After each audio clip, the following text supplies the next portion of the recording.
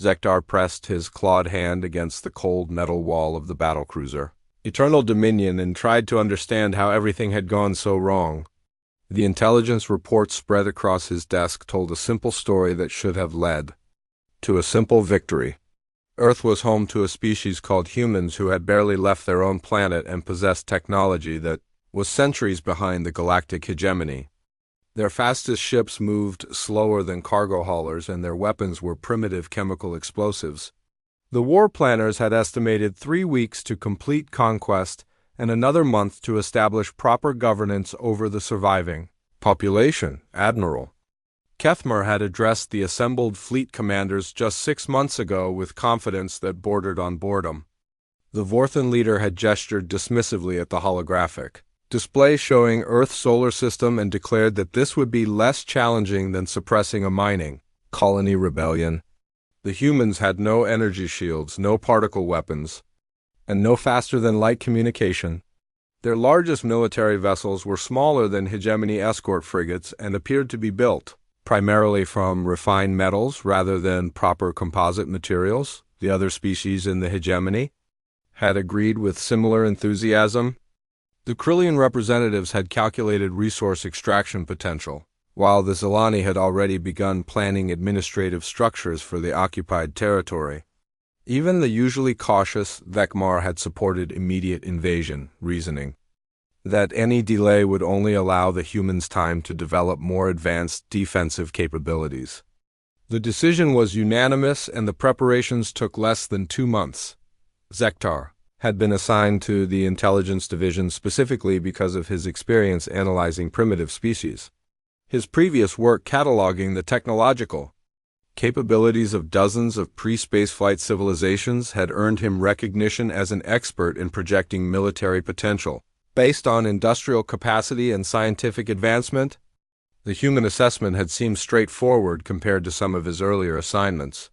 They possessed nuclear fission technology, but had not yet achieved controlled fusion. Their space program was limited to chemical rockets and basic orbital installations. Most importantly, they showed no signs of having detected the hegemony's approach until the fleet was already within their outer system. That last point had proven to be completely wrong. The first indication of trouble came when long-range sensors detected movement near the gas giant called Jupiter. The human vessels that emerged from behind the massive planet's radiation shadow were not the crude chemical rockets that intelligence had predicted. These ships moved with purpose and coordination that suggested months of preparation time that should not have been possible. Lieutenant Commander Jake Morrison transmitted a message on frequencies that humans should not have known the hegemony used, speaking in accented but comprehensible galactic standard and demanding identification of their intentions. The immediate response from Admiral Kethmer had been laughter. The idea that a species without faster-than-light travel could demand anything from a hegemony fleet was absurd enough to be genuinely amusing. The Admiral ordered a standard intimidation display, bringing the main battle line into formation and charging primary weapon systems. The human response was to scatter into a defensive pattern that kept larger hegemony ships from achieving target locks while their smaller vessels darted between the massive alien vessels like insects avoiding swatting hands. Captain Lisa Hayes commanded the lead human vessel, a blocky construction that looked more like an industrial platform than a proper warship. Her tactical decisions demonstrated an understanding of three-dimensional combat that the intelligence reports had not predicted.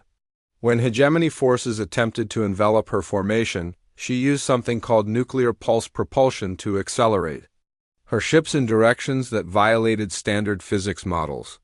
The human vessels could change velocity and direction faster than ships twice their size, compensating for their technological disadvantages with maneuvers that stressed their crews beyond normal biological limits. The first actual combat engagement began when Admiral Kethmer ordered warning shots fired across the bow of the lead human vessel. Captain Hayes responded by launching a spread of kinetic projectiles that moved too fast for point defense systems to intercept effectively. The projectiles themselves were primitive, nothing more than dense metal rods accelerated to significant fractions of light speed, but their simplicity made them almost impossible to stop.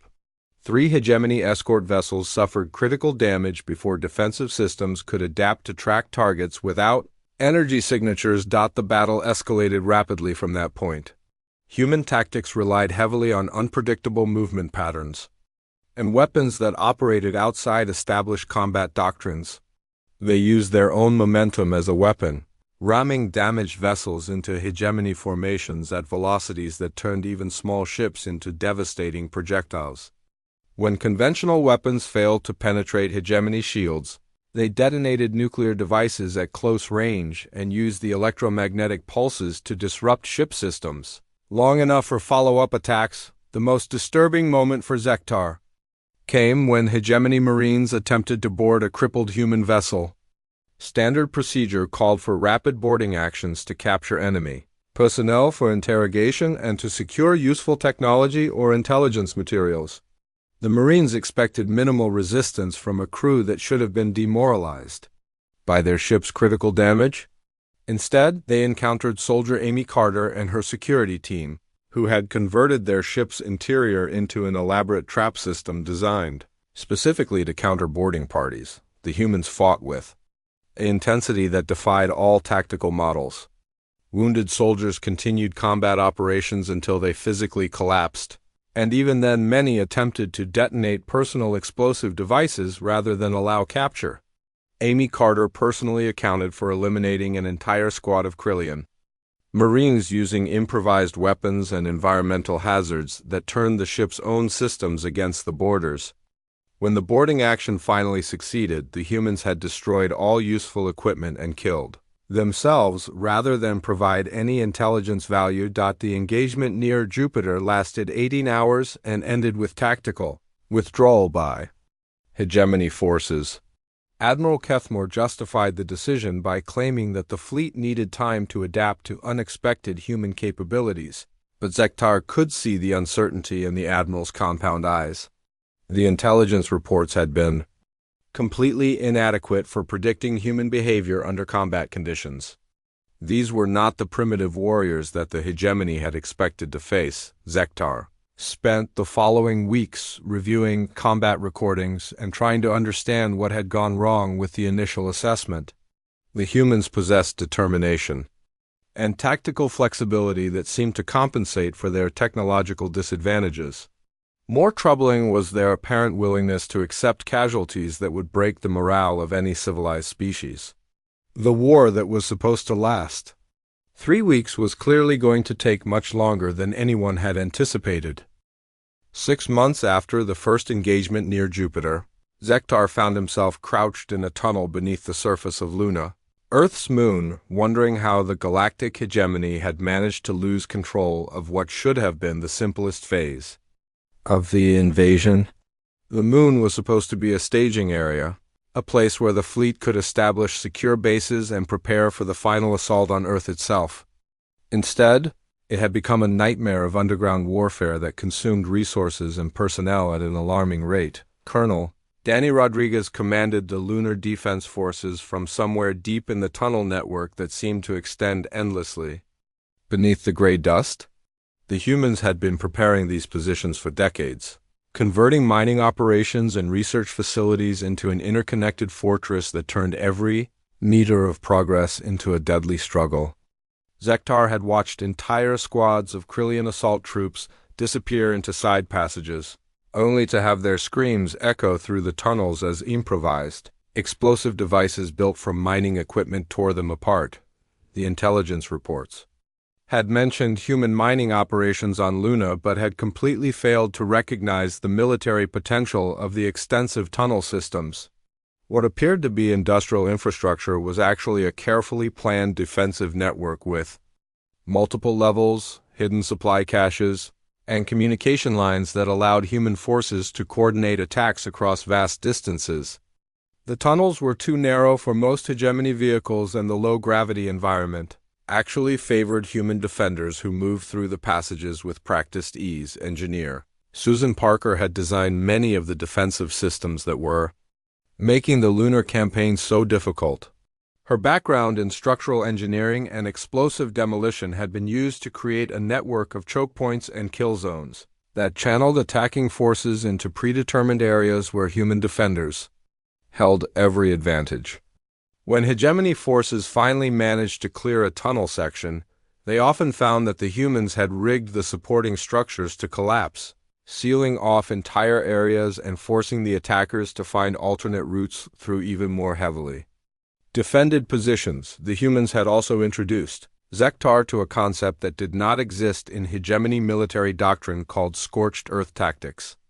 When forced to retreat from defensive positions, they left nothing useful behind for the attacking forces.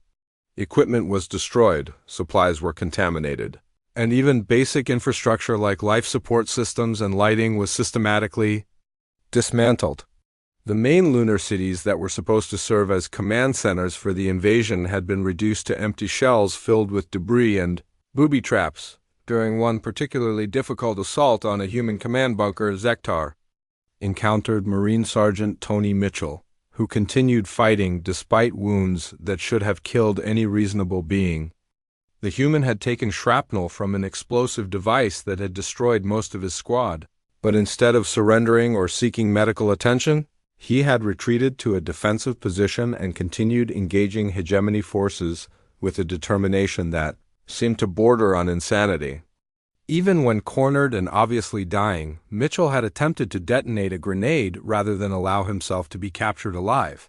The incident with Sergeant Mitchell led to Zektar's first extended conversation with a human prisoner, Dr. Helen. Foster was a xenobiologist who had been captured during the assault on the Lunar Research Station, where she had been working on defensive biological agents. Unlike most captured hegemony personnel who typically provided information in exchange for better treatment, Dr. Foster refused to cooperate despite the obvious futility of continued resistance. During the interrogation sessions, Dr. Foster explained concepts that Zektar found difficult to understand. She spoke of human evolution from persistence hunters, creatures that survived by refusing to give up even when facing larger and stronger predators. Humans had developed the ability to continue functioning under stress levels that would break most other species, and they had cultural traditions that celebrated sacrifice for abstract principles, like freedom and dignity that had no direct survival value. The conversation that disturbed Zektar most was when Dr. Foster described the human capacity for what she called righteous anger. She explained that humans could fight beyond their normal physical limits when they believed their cause was just, and that the invasion had triggered psychological responses that made surrender literally impossible for many human soldiers. The idea that an entire species could be motivated by concepts that provided no practical benefit challenged everything Zektar thought he knew about rational behavior. The lunar campaign dragged on for months longer than projected. Every tunnel had to be cleared individually, and every room searched for hidden defenders or booby traps. Human forces led by commanders like Captain Pete Williams used hit-and-run tactics that struck at supply lines and communication equipment, forcing hegemony forces to dedicate enormous resources to protecting their rear areas. The humans seemed to appear from nowhere, strike with brutal efficiency, and then disappear back into the tunnel network before response forces could react. The psychological impact on hegemony forces was becoming as significant as the physical casualties. Soldiers who had expected to face primitive resistance instead found themselves fighting an enemy that refused to follow established rules of warfare.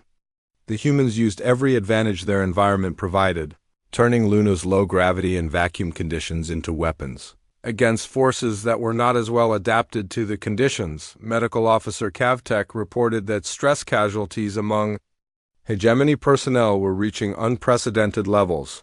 Soldiers were developing what the humans called shell shock, a psychological condition caused by prolonged exposure to combat stress that left otherwise capable warriors unable to function effectively. The constant threat of ambush and the human tendency to fight until death rather than surrender had created an atmosphere of paranoia and fear that affected even veteran units. The final assault on the main human command complex cost the hegemony nearly 60% of their ground forces, but it did provide a victory of sorts. Colonel Rodriguez and his remaining defenders were finally eliminated after a week. long siege that required the use of orbital bombardment to collapse the deepest tunnel levels.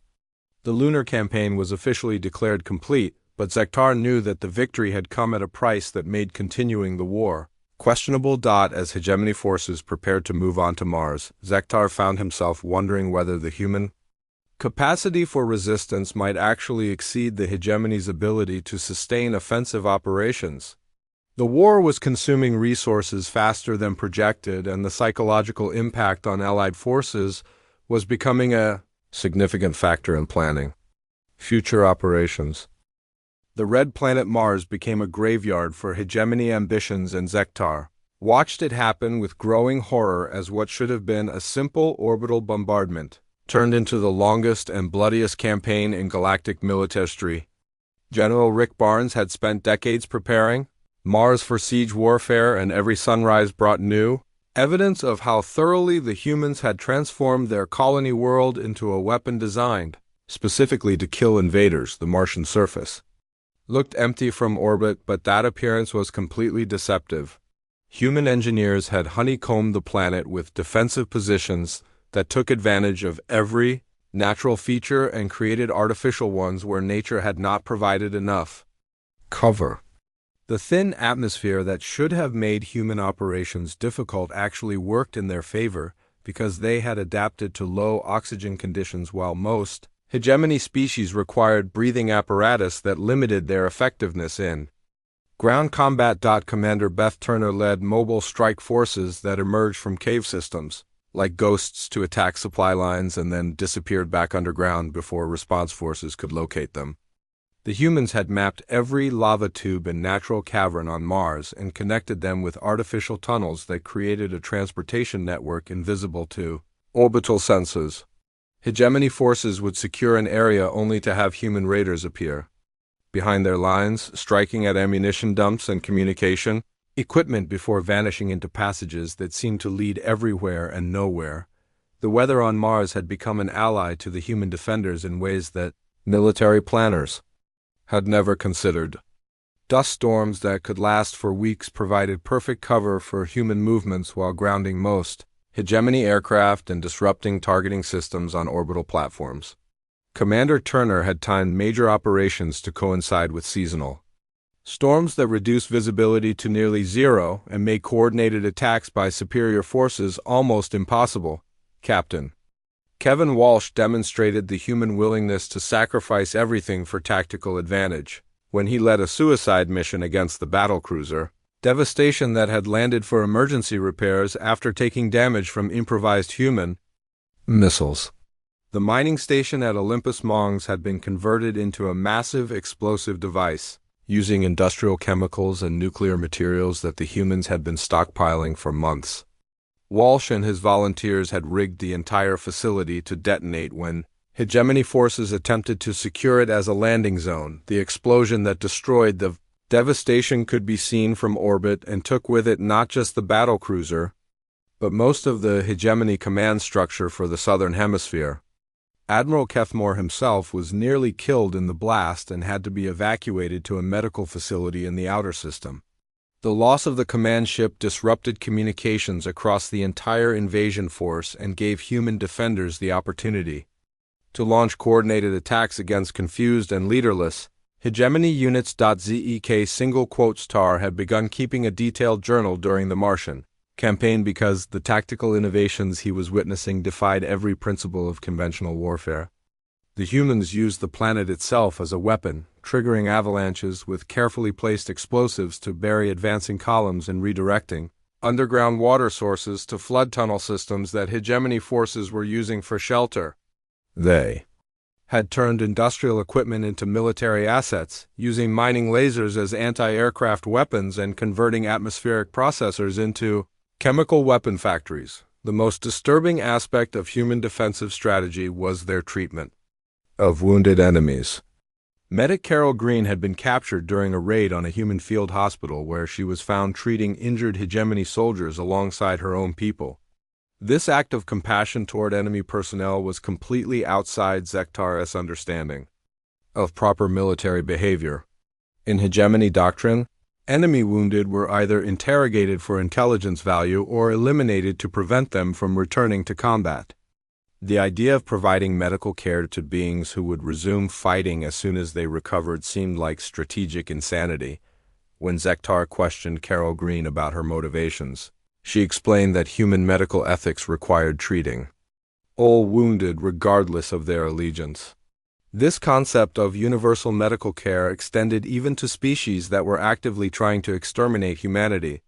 Green had argued that maintaining moral principles during wartime was more important than tactical advantage, a position that challenged everything Zektar thought he knew about survival priorities. The breaking point for many hegemony personnel came when Private First Class Bobby Kim called down artillery fire on his own position rather than allow himself to be captured alive.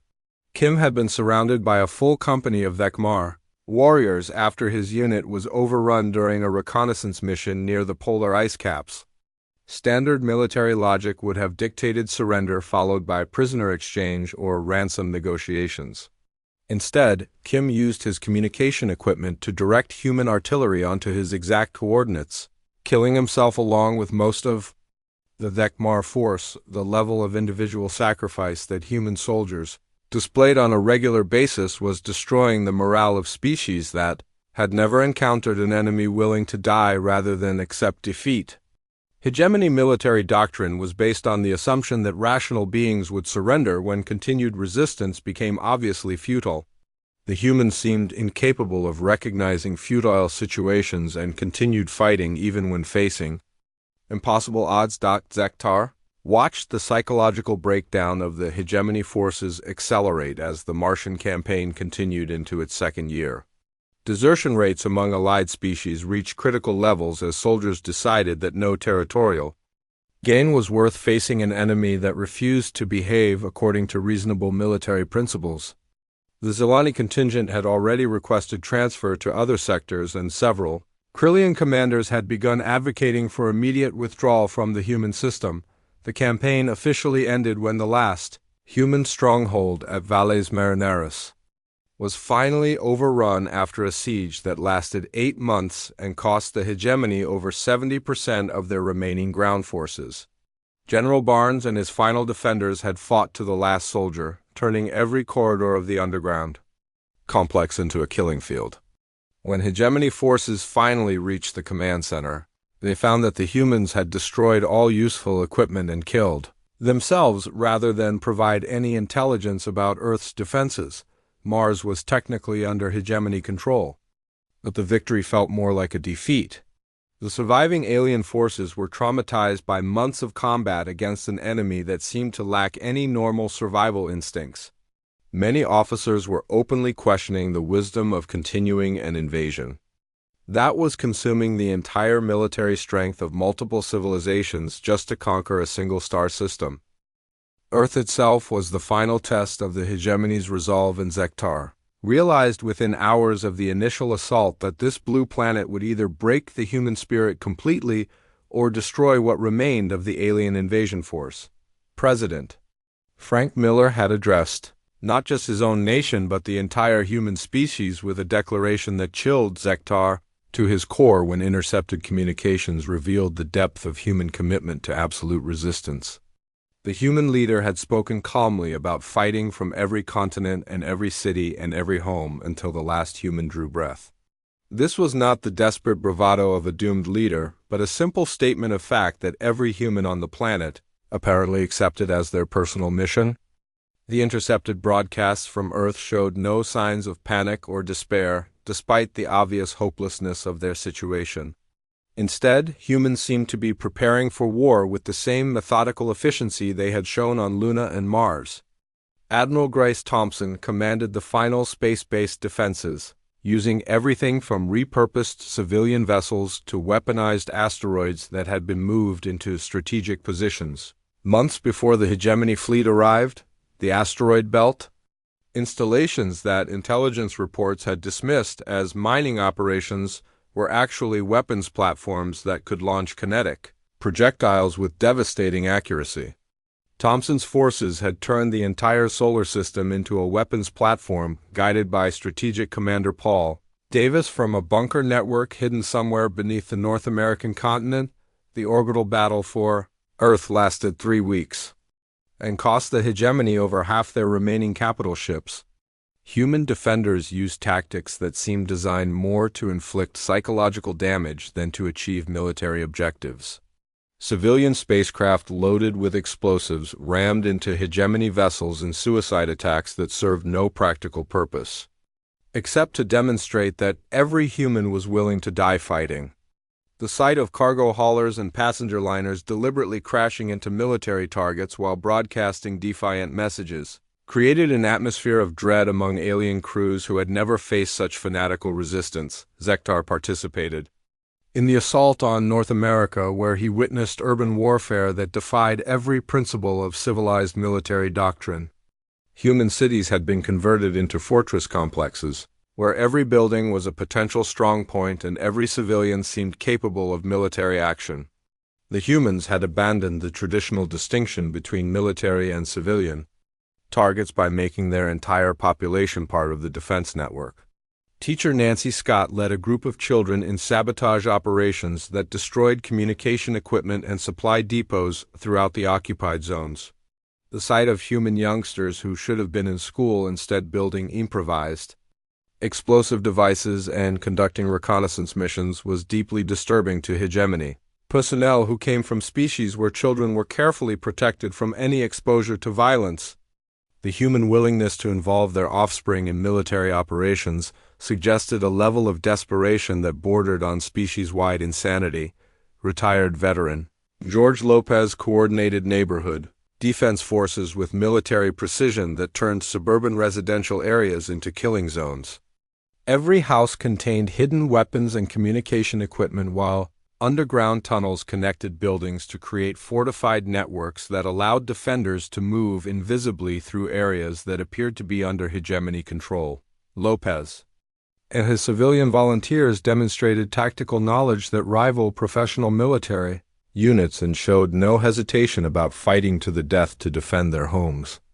The humans employed psychological warfare techniques that devastated alien morale across the entire invasion force.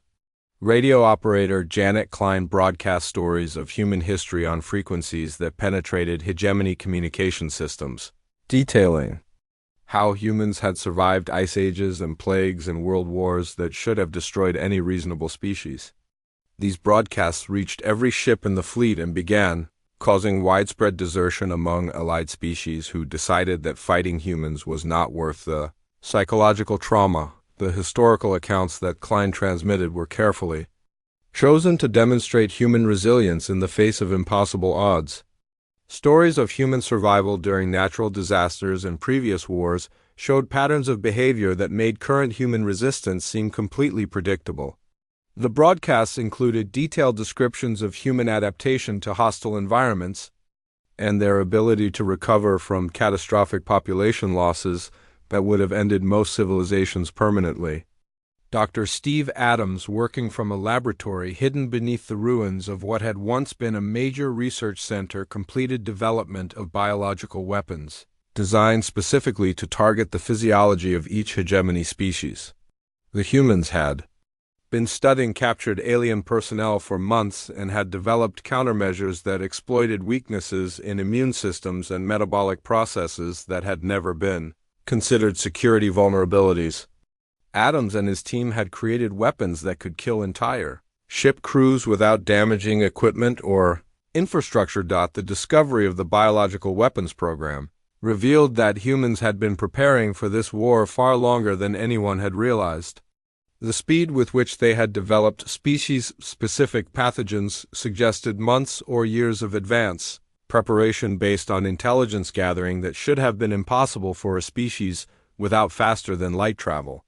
The implications were terrifying because it meant that human defensive preparations had been based on detailed knowledge of hegemony, military capabilities, and biological vulnerabilities. The climax of the Earth campaign came when General Patricia Wells led a counteroffensive using humanity's final strategic reserves in an attack that no rational military commander would have attempted. Wells had gathered every remaining human military unit on the planet for a coordinated assault on hegemony command centers that required her forces to advance across open ground against overwhelming firepower. The attack should have been suicide, but instead became a breakthrough that shattered alien morale completely. The battle cost both sides enormous casualties, but something fundamental broke in the hegemony's will to continue. The sight of human soldiers advancing into certain death while singing their primitive war songs created a psychological impact that spread through the entire alien command structure. Officers who had fought in dozens of previous campaigns began requesting immediate evacuation from Earth because they could no longer function effectively against an enemy that seemed to welcome destruction as much as victory. Zektar received orders to retreat to the outer system as Earth's resistance proved completely unbreakable. The withdrawal was disguised as a tactical repositioning, but everyone understood that the invasion had failed. The humans had demonstrated that some species could not be conquered regardless of the technological or numerical advantages arrayed against them. 10 years after the failed invasion, Zektar sat before the Galactic Council as the sole surviving senior officer willing to testify about the human war, and tried to explain how a primitive species had destroyed the most powerful military alliance in galactic history. The Great Chamber was filled with representatives from hundreds of civilizations who needed to understand how the hegemony's overwhelming technological advantage had been turned into complete defeat by beings who still used chemical rockets and metal projectiles. The council chambers had been designed to impress visitors with the majesty of galactic civilization, but Zektar found the ornate decorations and ceremonial displays meaningless after what he had witnessed in the human system. The representatives who questioned him about tactical details and casualty figures had never faced an enemy that refused to surrender even when facing certain death. They wanted military analysis, but Zektar could only offer them nightmares and psychological trauma that would never fully heal. Through his testimony, the Council learned that the war had ended not with humanity's defeat, but with the complete collapse of hegemony forces across multiple star systems. The psychological impact of fighting humans had spread far beyond the original invasion fleet and caused mass desertions, mutinies, and eventually the dissolution of governments that could no longer maintain military forces willing to face human resistance. The war that was supposed to establish hegemony dominance had instead triggered the collapse of the largest military alliance in galactic history. Zektar described the key factors that had led to their defeat in terms that the Council found difficult to accept. Human adaptability had allowed them to turn every disadvantage into a tactical opportunity, while their willingness to sacrifice for abstract principles like freedom and dignity had motivated resistance that continued long past the point where any rational species would have negotiated surrender. Most importantly, their absolute refusal to accept defeat had created psychological pressure that broke the will of beings who had never encountered such fanatical determination. The alien intelligence officer recounted specific examples of human ingenuity that had transformed primitive technology into devastating weapon systems. Engineer Ray Cooper had designed improvised weapons that turned civilian infrastructure into military assets, capable of destroying ships that cost more to build than entire planetary economies. Cooper's innovations had been copied across human forces and shared through communication networks that operated faster than hegemony intelligence could track or counter. Commander Lisa Brooks had developed tactical innovations that maximized the effectiveness of primitive human technology through coordination and timing that compensated for their individual weaknesses. Brooks had created battle plans that used human mobility and determination to overcome technological disadvantages while exploiting alien assumptions about how civilized warfare should be conducted. Her strategies had been studied and adapted by human commanders throughout the solar system until every engagement became a test of alien psychological endurance. Captain Jim Norton had provided leadership during the final Earth offensive that demonstrated human ability to inspire sacrifice for causes that provided no immediate survival benefit.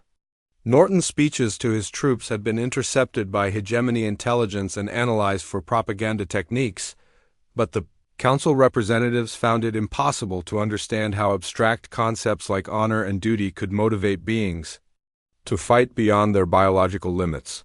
The human capacity for ideological motivation remained completely outside alien understanding, Zektar explained. How the war had changed not just the balance of galactic power, but the fundamental understanding of what it meant to be a warrior species throughout known space. The humans had demonstrated that technological superiority and numerical advantage were meaningless when facing an enemy that possessed unlimited determination and tactical flexibility. Every military doctrine in the galaxy had been proven inadequate against opponents who refused to follow established rules of engagement. The testimony revealed that human defensive preparations had been far more extensive than anyone had realized during the actual fighting. Strategic planning documents recovered after the war showed that humans had been preparing for interstellar conflict for decades, based on theoretical scenarios that assumed technologically superior enemies. Their defensive strategies had been designed specifically to exploit the psychological vulnerabilities of species that expected rational behavior from their opponents. The Council learned that human cultural traditions celebrating sacrifice and resistance had provided them with psychological advantages that could not be matched by species that prioritize survival and efficiency over abstract principles.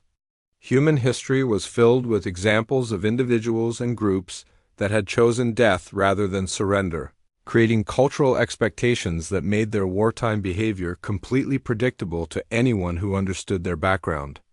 The humans had been psychologically prepared for total war in ways that most galactic civilizations could not comprehend. As Zektar concluded his testimony, he reflected on how the failed invasion had created a new understanding of military power that emphasized psychological factors over technological capabilities. The Galactic Council now faced the reality that some species could not be conquered, regardless of the resources deployed against them. The human example had inspired resistance movements on dozens of worlds where local populations had previously accepted hegemony rule without question. The most significant long-term impact of the human war was the collapse of military recruitment across the former hegemony territories. No species wanted to risk facing enemies with human-level determination, and the mere possibility of encountering such resistance had made most civilizations reluctant to engage in any military action. The galactic balance of power had shifted toward defensive alliances and negotiated settlements because the cost of conquest had become potentially unlimited, the story concluded with Zektar, returning to his homeworld carrying psychological scars that would never heal completely. He had been honored for his service and promoted to positions of authority, but nothing could erase the memories of watching his civilization's military power broken against human determination. The nightmares continued years after the fighting ended, and every night brought fresh reminders of what he had witnessed in the human system. The final scene showed human Ambassador Claire Watson arriving at the Galactic Council to negotiate humanity's terms for joining galactic civilization as equals rather than subjects. The humans had earned their place through absolute refusal to surrender their independence and their willingness to pay any price necessary to maintain their freedom. Zektar watched from the gallery as the species that had destroyed the hegemony took their seats among the powers that now ruled through consensus rather than conquest. The galaxy had learned that some wars were too expensive to fight and some enemies were too dangerous to make